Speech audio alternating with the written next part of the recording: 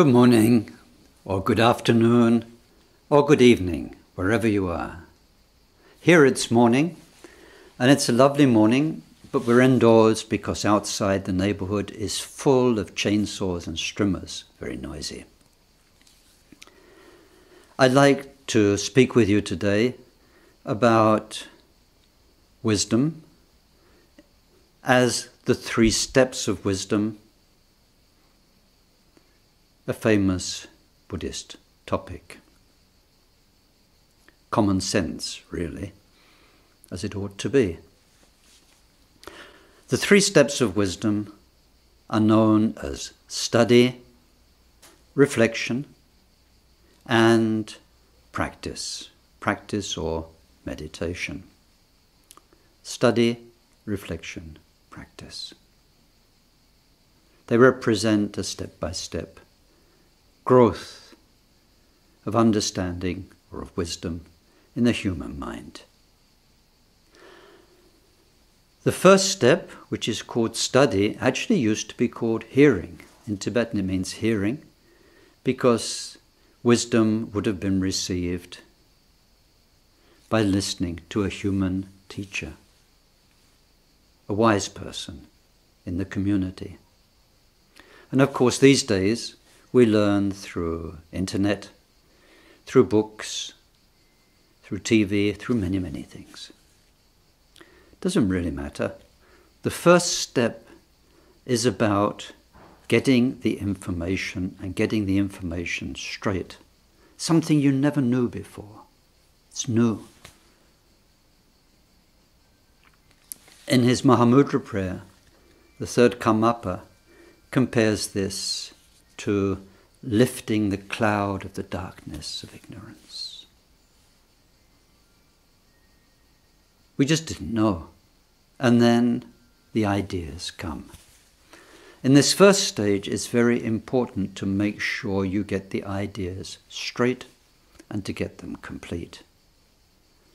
Make sure they are the proper ideas, that they came from a good and reliable source. In Buddhism, it's the Buddha, the great Buddhist teachers, that they've been well translated and well communicated, that the person you heard them from, the Dharma teacher, or the Dharma writer, if you read them in a book or saw them on a DVD, that that person really is a good teacher, transmitting purely authentic and original teachings. And then we need to make sure we have the whole picture, not just a partial picture. So in other words, the first step is getting the facts straight. It's a very intellectual exercise, and it's one where we need to practice the critical mind. It should make sense.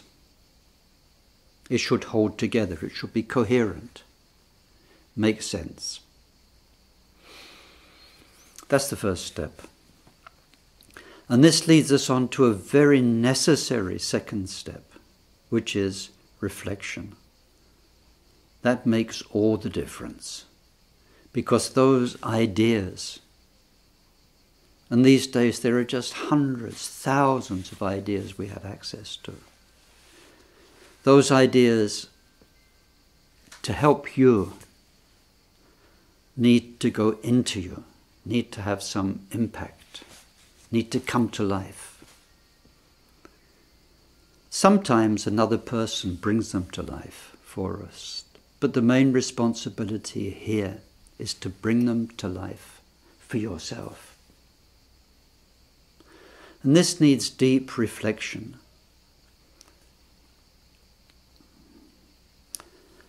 Sometimes when we get the ideas and we first hear the theories, then it feels like a homecoming. It's joyous. You think, I've been waiting to hear this all my life. And you're so pleased to see it expressed coherently, concisely, and as part of a system that seems to have even more to offer to you. But it's not always like that. And sometimes it can be a mixture where you're 80% okay, but 20% is uncomfortable. You don't quite feel right with that bit. It clashes with the way you think, the way you feel, your own experience, whatever it may be. So part of this second stage of reflection is dealing with doubt. And it's very important that we do deal with doubt as early as possible to clear it up. Because lingering doubt, especially when it lingers for years, sometimes decades, can be a killer. Even literally a killer. But that's in extreme cases. If you are a Buddhist, a Dharma person, then lingering doubts spoil the quality of your practice and they stop it from really going forward. There's no need. We need to clear up the doubts to our own satisfaction. Get rid of them properly, not put them under the carpet, not accept something we don't really believe to our discomfort. In order to do that, we need to think, and maybe our own thinking can bring the answers, but sometimes it doesn't. And traditionally, that's when we'd go to teachers, and they'd help us. That's really their most important job, to help us deal with our lack of understanding, misunderstanding, doubts, criticisms, and so on. Should be the skill of a good teacher. So the third Karmapa in the Mahamudra prayer says that it's through the traditional counsel, it's through the personal advice coming from the wise people of our communities, that this darkness of doubt can be cleared up. And that's important because doubt,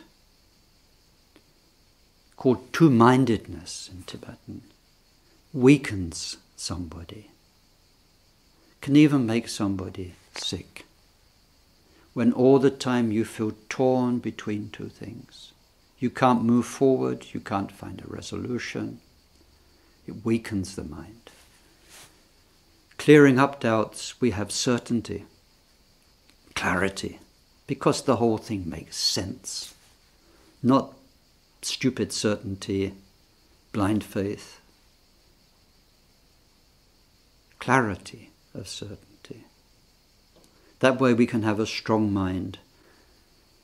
When we've properly reflected, we've understood deeply within us the meaning of something, then we go on to the third step, which is living it out. Practice. What you've understood, if it just remains something you've understood very, very well, that's already a lot. But unless you apply it to your life and live it, then it becomes, in some ways, a huge waste. Because as a wise human being, you got to the point where you understood. But then, in a way, you're a hypocrite. Because you know the value, but you're not applying it to yourself. It may be difficult.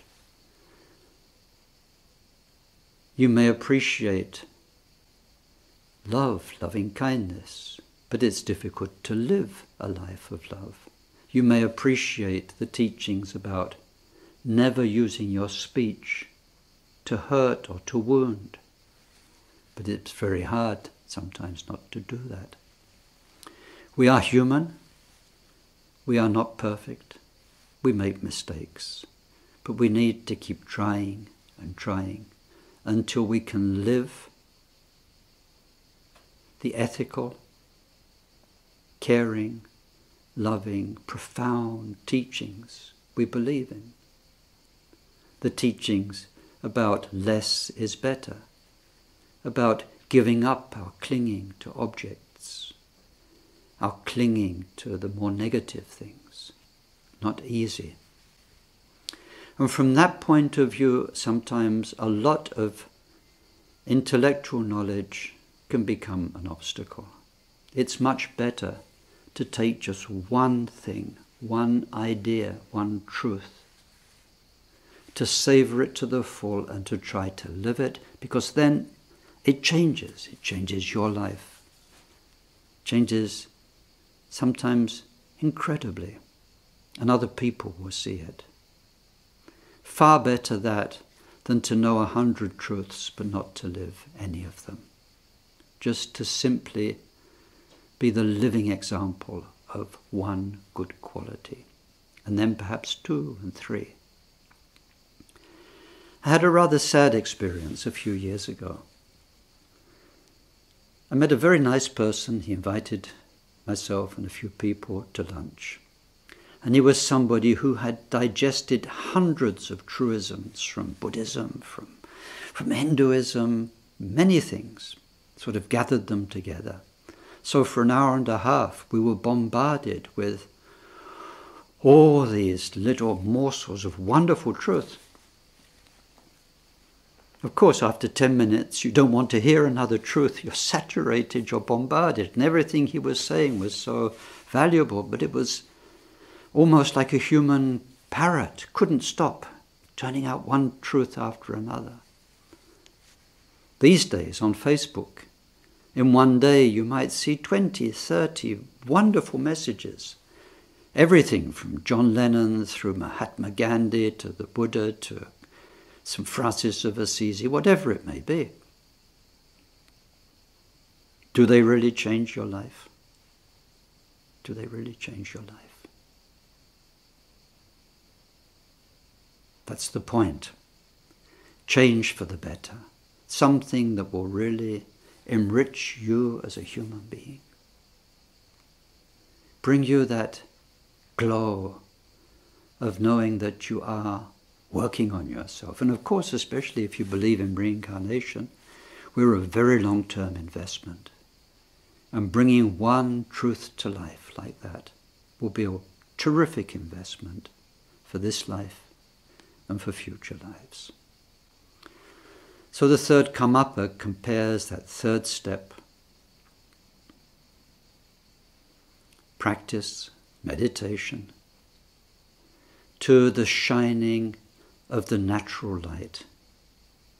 Because once conceptually we've studied and reflected and cleared up all the doubts, and we're crystal clear about the truth of it, as we actually live it, it should become obvious how natural good truth is.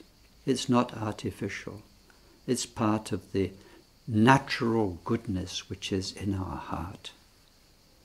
Deep inside each and every one of us, all of the good truths, the good wisdoms, are the natural singing, the natural melody of the inner clarity, expressed in the words of Buddhism and any of the great faiths or no faiths. Truth is truth. And our first responsibility is to truth. I hope this is of some help to you. And I'd like to conclude with a deep and happy prayer that myself and yourself and our world can really put into practice what it knows to be good and true.